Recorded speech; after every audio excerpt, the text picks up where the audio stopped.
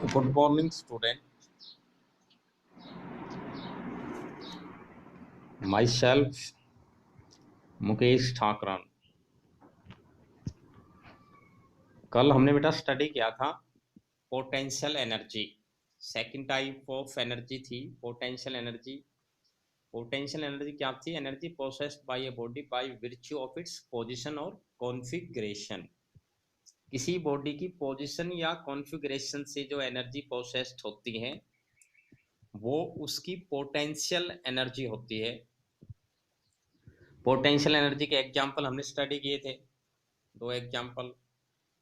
Gravitational potential energy की हम बात कर रहे थे बेटा, जो किसी बॉडी की अर्थ के सरफेस से ऊपर जो पोजीशन है उसके कारण से एनर्जी प्रोसेस्ड होती है. This is known as gravitational potential energy.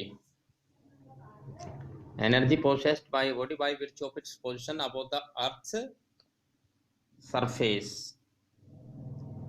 अर्थ के सरफेस से ऊपर कोई बॉडी किसी हाइट पर है तो उसकी पोजीशन के कारण से.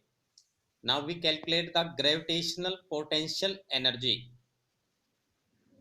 बेटा ग्रेविटेशनल पोटेंशियल एनर्जी कैलकुलेट करने के लिए वी टेक और consider a body of mass m be placed at a height h from the earth surface.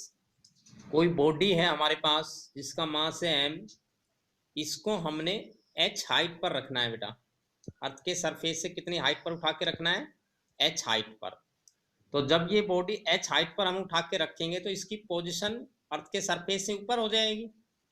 तो इसके कारण से ये एक एनर्जी प्रोसेस करेगी, वो ग्रेविटेशनल पोटेंशियल एनर्जी होगी. और ये एनर्जी हम कैलकुलेट करते हैं इस बॉडी को ग्राउंड से h हाइट पर उठाने के लिए या रखने के लिए जो वर्क डन किया जाता है उस वर्क डन की फॉर्म में. ये जो वर्क डन होगा, this work done is done against the gravitational attraction. जो अर्थ का ग्रेविटेशनल फोर्स है इस पे नीचे की तरफ लग रहा है, तो उसके अगेंस्ट वर्क डन करना पड़ेगा हमें जो ग्रेविटेशन फोर्स है उसके अगेंस्ट बॉडी को उठा के ऊपर डिस्प्लेस करना है. So now let's calculate gravitational potential energy. How can we calculate? To calculate this we consider m equal to mass of a body, g equal to acceleration due to gravity, h equals to height of the body through which the body raised. जिस height पर हमने body को रखना है, उठाना है, ठीक है, रेज करना है.